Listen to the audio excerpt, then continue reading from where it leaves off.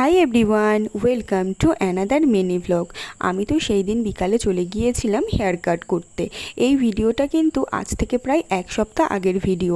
আমার শরীর খারাপ থাকায় আমি ভিডিওটা এডিটও করতে পারিনি আর ভয়েস ওভারও দিতে পারিনি, তাই ভিডিওটা আপলোড করতে একটু দেরি হয়ে গেল।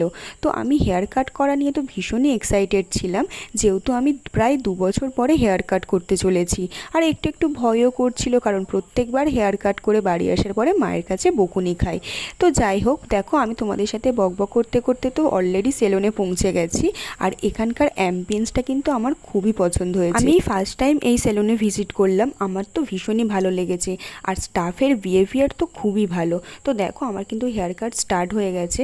আমার হেয়ারটা অনেকটাই লং হয়ে গিয়েছিল আর নিচের দিকটা একদমই ড্যামেজ হয়ে গিয়েছিল, তাই একটু নিচের দিকটা কেটেছিলাম আর সামনে অল্প একটু লেয়ার কাট দিয়েছিলাম।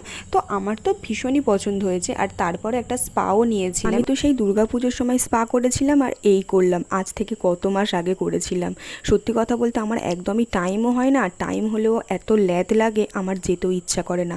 আর এই স্পায়ের মাসাজটা সত্যি এতটাই রিফ্রেশিং লাগে না, কি আর বলবো। তারপরে দেখো আমার হেয়ার স্পাও ডান, আর এখানে আমার হেয়ারটা ড্রাই করা হচ্ছে। আমার নিউ লুক তো আমার ভীষণই পছন্দ হয়েছে, আর তোমাদের কেমন লাগলো সেটা কিন্তু কমেন্টে জানিও।